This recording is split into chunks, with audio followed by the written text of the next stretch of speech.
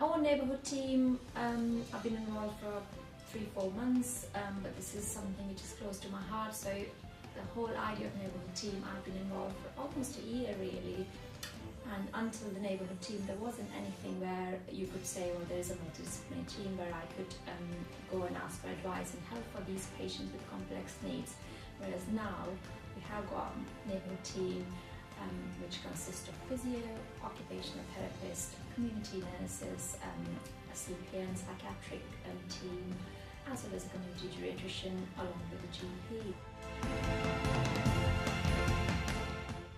The term neighbourhood team to me personally is an umbrella term. We are all part of the neighbourhood team, no matter how little or how much involvement we have with patients. We need to all be working more integratedly to support patients at home, and it's making sure that your staff are aware of that, right down to the healthcare or the care home assistant that goes into nearly down the road, so to speak. So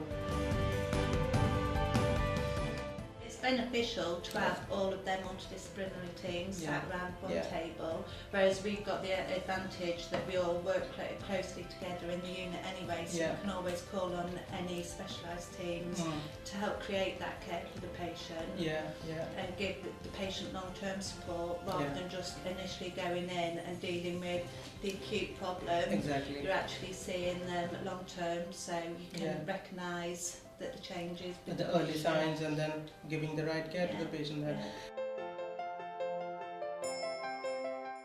The needs are multifocal in some ways, and having this neighbourhood team avoids duplication of work for the patient, because the team can go and, depending on the patient's need, they can assess the person as a whole, and depending on their needs they can support them, rather than several people going several times to this person's house and they have to repeat the same story again and again, and then one hand doesn't know what other hand is doing. Whereas having a neighbourhood team with the GP involved as well as the geriatrician involved, their health needs are met as a whole. We had a case where we were working on with somebody who had 18 hospital admissions in a 15-month period, and the neighbourhood team basically worked together, the CPO, the district nursing staff and social care staff, to try and address the issues and the problems, and we managed to actually solve the problem. And so the number of hospital admissions were reduced right down. We all had a role in that.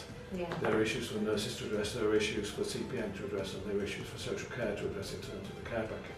And together, all three working together rather than all three working but separately has made the difference, because in the past all three may have been doing things, it may have been uncoordinated, whereas now we're doing things knowing what each other's doing at the same time.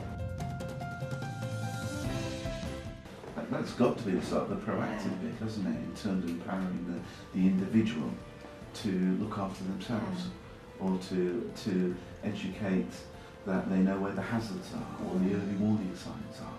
So when a GP does pick up that information, or a healthcare worker or a social worker, we can then refer into the neighbourhood teams for that to be highlighted, and then we can build in a proactive plan to make sure the hospital isn't on the horizon as quickly as it might be.